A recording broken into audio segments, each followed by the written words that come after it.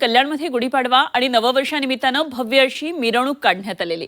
कल्याण सांस्कृतिक मंच आणि जैन समाज चॅरिटेबल ट्रस्ट यांच्या पुढाकारानं यावर्षी कल्याणमध्ये भव्य दिव्य अशी मिरवणूक काढण्यात आली आणि या मिरवणुकीमध्ये सर्व जाती धर्माचे नागरिक सहभागी झालेले आहेत आणि याचाच आढावा घेतलाय आमचे प्रतिनिधी आतिश भोईर यांनी. ऐतिहासिक नगरीमध्ये देखील यावर्षी देखील गुढीपाडवाची शोभायात्रा जी आहे उत्साहात निघालेली आहे. आपण पाहू शकता की मोठ्या प्रमाणामध्ये जे कल्याणकर आहेत ते दरवर्षीप्रमाणे यंदा देखील सकाळपासूनच जे आहेत ते शोभायात्रेमध्ये सहभागी झालेले आहेत.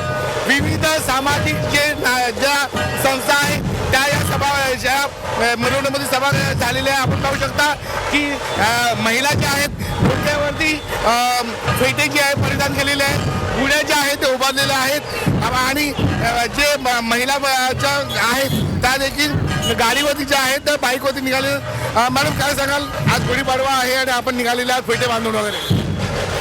नवीन वर्षाच्या सगळ्यांना पहिले हार्दिक शुभेच्छा. गुढीपाडव्याच्याही हार्दिक शुभेच्छा.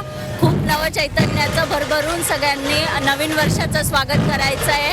हे आनंदी महिला मंडळाकडनं आम्हाला या रॅलीत सहभाग घ्यायला संधी मिळाली, त्याबद्दल मी त्या आनंदी महिला मंडळाचे नक्कीच महिला ज्या आहेत त्या डोक्यावरती फेटा परिधान करून ज्या आहेत ते निघालेले सामाजिक संस्था आहेत.